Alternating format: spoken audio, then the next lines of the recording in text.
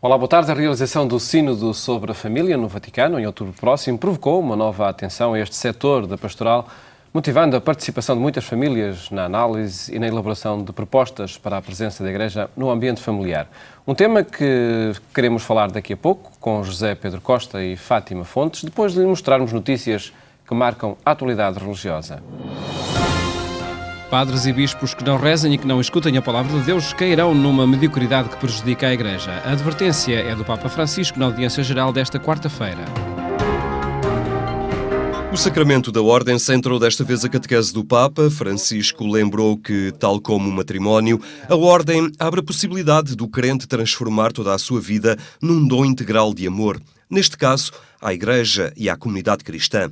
Mas este sacramento não é para instituir governantes, mas sim servidores. E o serviço é, segundo o Papa, uma dimensão que necessita ser alimentada.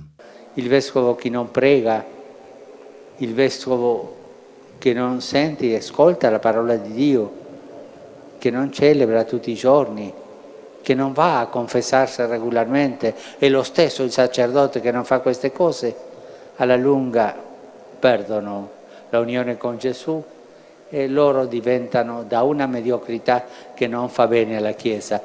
O Papa lembrou ainda que a vocação consagrada não deriva apenas de escolhas pessoais, mas acima de tudo da iniciativa de Jesus, que chama aqueles que quer.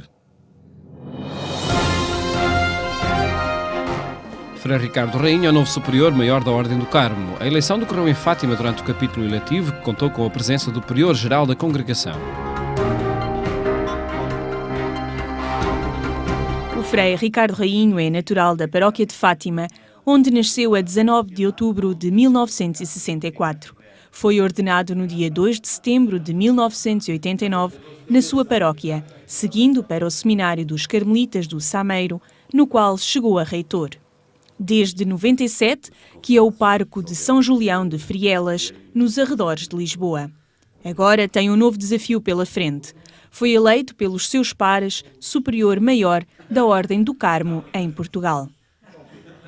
Os confrades resolveram que escolher-me, se calhar também depositam essa confiança, com a minha humildade e simplicidade, aceitei, mas sinto-me um bocado também ainda assim meio, desculpe a expressão, atrapalhado, porque não estava à espera, e é sempre uma surpresa, nesta perspectiva também do serviço à Ordem, ao Comissariado a Portugal também, nesta Ordem do Carmo. O novo superior maior da Ordem do Carmo encara como desafios para estes 3 anos a consolidação da missão da congregação nos dias de hoje, reforçando a presença da espiritualidade carmelita junto das pessoas que nas paróquias e noutros sítios se cruzam com os carmelitas no dia-a-dia.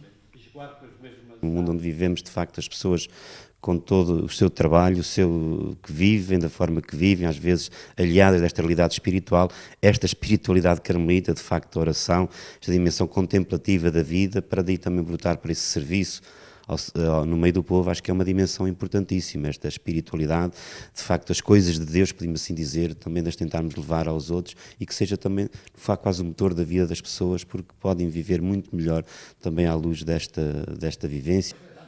A Ordem do Carmo em Portugal esteve reunida na Casa de São Nuno, em Fátima, tendo o encontro como tema Dá-me de beber, a missão e a identidade do Carmelo no mundo de hoje, e contando com a presença do prior-geral da Ordem do Carmo. Tem uma importância histórica muito grande, porque nós temos aqui uma história de muitos séculos, temos também figuras muito importantes para a espiritualidade, tradição carmelitana, como San Nuno Álvares Pereira, que tem sido recentemente canonizado. Então temos uma tradição muito importante em Portugal. Portugal foi uma parte importante da Ordem na Idade Média, mas também agora é uma presença importante e significativa para o Carmelo Internacional. Apesar de lamentar a falta de vocações em algumas regiões do mundo, o prior-geral da Ordem do Carmo revela que a Ordem está a crescer muito em alguns pontos do mundo, em especial na Ásia. Sinais positivos que mostram o quão é importante a mensagem carmelita nos tempos atuais. Temos um mundo cheio de pressa, de barulho, de internet, superficialidade. Então muitas vezes as pessoas precisam muito de vida interior. Algumas vezes esta necessidade viene desenvolvida de uma maneira equivocada. Então, eu acredito que nós como carmelitas temos muito que oferecer para uma espiritualidade profunda, uma espiritualidade evangélica, uma vida de oração saudável. Acredito que é um tesouro que nós podemos oferecer hoje. Este ano assinala-se os 500 anos do nascimento de Santa Teresa de Ávila. As celebrações estão a ser preparadas por uma comissão internacional e vão basear-se em várias atividades, como congressos e encontros. Em Portugal, esta data vai também ser celebrada por toda a família teresiana, que ao longo do ano vão assinalar a data com encontros e formações, estando ainda para finais de julho agendada uma peregrinação a Ávila, em Espanha.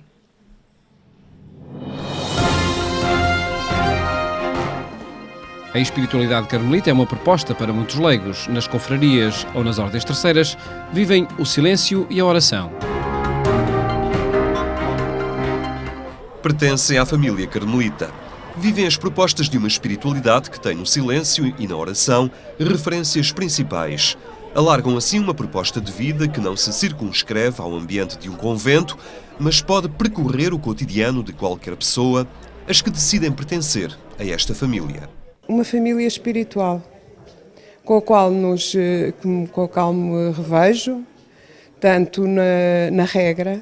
É uma regra simples, não é uma regra complicada, mas é uma regra profunda. É uma regra de espiritualidade profunda e, sobretudo, de contemplação, de silêncio e da procura de Deus na nossa vida. E foi em família, no encontro da família carmelita, que os que pertencem a ordens terceiras se reuniram. O que procuram concretizar todos os dias foi vivido em grupo, nomeadamente a oração. É aí que os que vivem esta espiritualidade e regra que a propõe encontram fundamentos para todos os dias. Aquilo que nós vamos buscar à regra e à espiritualidade é, sobretudo, a nossa transformação no dia-a-dia. A nossa pacificação como seres humanos, como pessoas que estamos a viver na sociedade, e essa vivência nota-se. O que nós absorvemos no Carmelo é exatamente a nossa experiência depois em nossas casas, na sociedade, no trabalho. Isso é que faz com que as pessoas nos identifiquem. O escapulário é também uma forma de identificar os que pertencem a esta família. O escapulário é o sinal que Nossa Senhora nos deu através de São Simão Stock, numa época muito atribulada da história da Ordem do Carmo. Portanto, é um sinal de Nossa Senhora para connosco. Não é um amuleto, mas é um sinal. É um sinal vivo de que, seguindo Nossa Senhora, conseguiremos chegar até ao Filho. Se não for pela Mãe, nós não chegaremos ao Filho, com certeza. Formas de pertença a uma congregação religiosa que é composta não só por aqueles que vivem todos os dias dentro de casas religiosas. A Ordem do Carmo, como sabem, é uma grande família, tem vários ramos, desde os frades, padres, irmãs, e também um grupo grande de leigos que, desde os primeiros tempos da Ordem, por simpatia com o carisma carmelita, por várias evoluções que se foram espalhando, entre as quais, por exemplo, o escapulário do Carmo, foram-se interessando pela espiritualidade e pelo carisma carmelita. E a Ordem, também com a aprovação do Magistério da Igreja, foi criando formas, figuras, a que essas pessoas pudessem agregar à Ordem e pudessem também no seu dia-a-dia, na sua família, no seu trabalho, viver este carisma. A Ordem do Carmo chegou a Portugal no século XIII. Moura foi o ponto de partida para a irradiação de um carisma por todo o Portugal e também no Brasil. São Nuno de Santa Maria pertenceu a esta congregação religiosa depois de ter sido nomeado condestável por Dom João I e ter levado o exército português à vitória em Aljubarrota.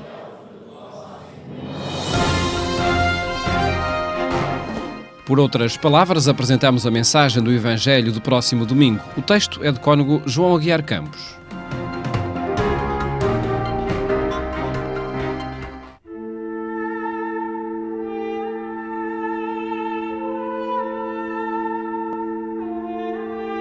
Ele era cego de nascença, suspeito de maldade própria ou alheia. Eles tinham vista apurada, capaz de ler o corpo mais pequeno da mais pequena das notas de pé de página. Mas ali, no que liam, não foram capazes de ver que a glória de Deus é o homem vivo.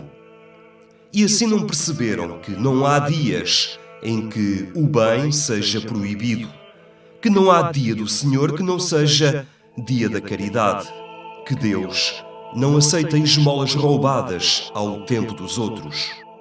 Vai, por isso, cego da vista recuperada, vai dizer a todos os escandalizados que a divina misericórdia é a tua luz e que é lícito o alegre milagre de qualquer sábado.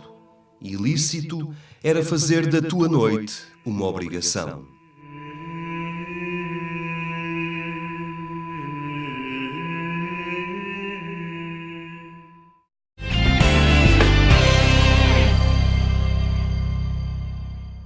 Notícias que estão em atualização permanente em agência.eclésia.pt. Falamos agora sobre a família, com José Pedro Costa e Fátima Fontes, hoje convidados do programa Eclésia. Muito boa tarde e obrigado por estarem neste programa. Pedia-vos a forma como, em família, em casal, olharam esta proposta do Papa de convocar um sínodo sobre a família com um conjunto de perguntas que estendeu a todas as famílias, a todas as comunidades. De que forma é que receberam esta proposta? A proposta recebemos com muita alegria, porque sempre tem sido para nós, desde o nosso casamento, um tema que nos tem preocupado a pensarmos, de facto, na questão da evangelização na família. E, portanto, foi com grande alegria que o recebemos, acrescentando aí o facto de também podermos nós próprios também participar e podermos responder às perguntas. O questionário, nomeadamente, as perguntas que formulava estavam em sintonia com as preocupações, aquilo que era preciso refletir sobre a família? Sim, penso que sim. Portanto, pegava em questões que são hoje fraturantes, mas também em questões que têm que ver com a evangelização na família. Acho que sim, foi José Pedro Costa, na sua opinião, de que forma é que, de facto, esta proposta de reflexão é necessária no interior da Igreja? É muito necessária. E julgo que motivou uma adesão razoável pelos números que são possíveis de consultar no site do Patriarcado, de grupos, de pertencentes a movimentos e de pessoas também de forma individual. Motivou uma movimentação, uma reflexão que parece interessante. Nós não sabemos os resultados, eles já devem ter sido enviados, sim, mas temos alguma suspeita, até porque o nosso envolvimento com grupos de reflexão e de partilha leva-nos a isso, leva-nos a ter uma certa percepção do interesse e da motivação que esteve aqui por trás. Pessoalmente trabalharam também este questionário? Sim, trabalhámos. Sim, já sim. Antes do questionário aparecer, claro. era um assunto que nós refletíamos em casal e também individualmente. E agora houve um reforço de motivação, porque até os grupos também o exigiram essa participação da nossa parte. E a partir dessa reflexão, que conclusões é que foram tirando em casal? É assim, que temos um grande caminho a percorrer ainda também. Já fizemos grande caminho, portanto, mas caminho em termos da evangelização da família, mas ainda temos muito para caminhar, não é? E que é um momento importante para aprofundarmos, de facto, estas mudanças que a família tem e que temos que endereçar estas mudanças permanentes que hoje existem. O tema e as conclusões que foram chegando a Roma, por aquilo que a própria Secretaria do Sínodo vai dizendo, revelam que há muitas famílias em sofrimento. Percebem isso também, enfim, nos contactos que vão tendo? Sim. Nós temos a percepção do sofrimento dessas pessoas, sobretudo quando são pessoas que têm uma vivência de fé, que têm uma procura séria de fé. Vemos que elas sofrem porque não há nenhuma saída. Sim, estamos a falar nas situações dos recasados, dos divorciados. Sim, sobretudo divorciados, recasados. Gente que, se calhar, numa primeira fase, avançou para um casamento sem ter uma consciência muito clara do que estava a fazer. Esse é um dos problemas. É um dos problemas. A preparação, não só aquela preparação imediata que nós temos a ideia de que a preparação para o matrimónio é muito feita à base dos cursos dos TPM. Dos TPM, preparação para o matrimónio. Sim. Mas há muita coisa que se devia fazer antes e que não se faz. E isso é insuficiente, é claramente insuficiente. Nós, quando estamos com pessoas que procuram sacramentos, até noutros contextos que não só no matrimónio, casos CPVs, preparação para o batismo, nós temos essa percepção de que as famílias vêm muito em branco e depois têm aquela formação que nós lhe damos e ficam muito entusiasmadas, mas chegam a estes encontros, quer de CPBs, quer de CPMs, de facto, sem nenhuma base na sua fé, não é? Portanto, a sua fé está ainda muito infantil, normalmente. Portanto, as dúvidas são muitas ou inexistentes, digamos assim, porque ainda nem sequer começaram a refletir e a caminhar. Um problema mais vasto do que, provavelmente, enfim, aquela preparação imediata. Para o casamento. Há um tema que vi que vão falando, que é na evangelização da família. Se calhar é essa formação de que falam também, não é? Passa por aí. É a questão essencial. É a questão essencial. Uma das reflexões que costumamos fazer é a pastoral é como uma espécie de uma manta demasiado curta, puxa-se para um lado, descobre-se outro, e, portanto, há muitos buracos, há muitos espaços vazios. Por exemplo, as famílias procuram a igreja para batizar os bebés. E depois não acontece mais nada, desde o batismo até eles aparecerem para a catequese. Para a catequese, não é? E depois a catequese vai dos 6 até aos 15 anos, que são 15 anos hoje. E depois crisma-se. E depois? Há um grande vazio desde os 15 anos, o fim da catequese. Se não houver nenhum movimento ou nenhum grupo de jovens em que eles se insiram, vai haver um grande vazio de 10, 15 anos até aparecerem para o casamento. Não aconteceu nada, não houve acompanhamento. Caiu tudo no esquecimento. Caiu, e portanto o CPM acaba por ser uma preparação muito concentrada e acaba por não conseguir responder às dúvidas e às necessidades que as pessoas de facto... O que é necessário mudar também, o que é necessário fazer para que este cenário, enfim, não se vá repetindo de geração em geração? O Sínodo pode ajudar a isso também? O Sínodo pode ajudar a abrir portas, a abrir caminhos, mas as comunidades têm de ter o seu papel, têm de assumir. Há muito pouco de comunidade nas nossas comunidades, se é que assim se pode dizer. Há muito pouco de comunidade. Há o isolamento, é? Sim. Eu tenho a sensação muitas vezes que as pessoas, quando vão às celebrações, vão sozinhas. Vai cada um. Vê-se muito pouco, de facto, a presença das famílias como tal nas celebrações, não é? Dominicais. Às vezes vai até vão uma hora, outro vai a outra, ou nem sequer vão em conjunto, não é? Não temos a presença, de facto, da família como tal na comunidade. As crianças, inclusivamente, quando vão à catequese, acabam por, às vezes, ir com o grupo de catequistas e não vão, de facto, em família à celebração. Não é? E acontece com muita frequência. Nós temos esta percepção de que a catequese e a participação na vida comunitária é mais um acessório, ao lado da natação, ao lado da... Tanto é que muitas vezes acontece, então porquê é que faltaste à missa na semana passada, não vieste à catequese? Foi a festa de aniversário de um amigo, e foi para a festa. Então, quer dizer, o valor da participação na vida comunitária e a participação nos sacramentos está mais ou menos ao mesmo nível da festa de aniversário. Em todo caso, haverá aí algo a rever também na proposta que se faz às famílias por parte da Igreja para que se possam diferenciar aquilo que é diferente, não é? E para colmatar o tal vazio em que muitas idades ficam.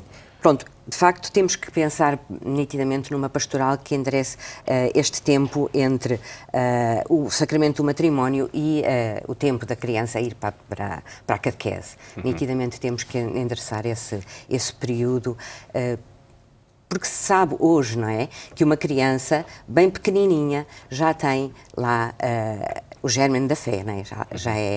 Já é capaz de evangelizar ela própria. Portanto, precisa de despertar. Precisa de despertar, não é? Precisamos de criar mecanismos de ir ao encontro, de facto, das famílias que estão muito sensíveis nessa altura, não é? Sabemos bem como hoje as crianças são tão valorizadas na família e as crianças pequeninas podem elas próprias também ser evangelizadoras, não é? E, portanto, acho que esse é um espaço nitidamente em que temos que olhar e temos que pensar como chegar, de facto, às famílias aí. Já existem propostas nesse sentido. Algumas. Despertar da fé. Sim, o despertar da fé. Eu tenho gosto em estar envolvido, ter começado um pouco. E a experiência é, de facto, muito enriquecedora. Muito enriquecedora. As crianças vão para casa contar aquilo que aprenderam. E depois os pais vêm conversar e dizem, porque... Vêm contar, vêm recontar aquilo que eles, entretanto, contaram, aquilo que cantaram e contaram. Há algum outro aspecto que seja fundamental para que a pastoral familiar seja, de facto, uma prioridade? Nós também temos conhecimento já, os projetos da catequese familiar e catequese intergeracional estão aí no terreno. Também são ainda falta muito, caminhar muito.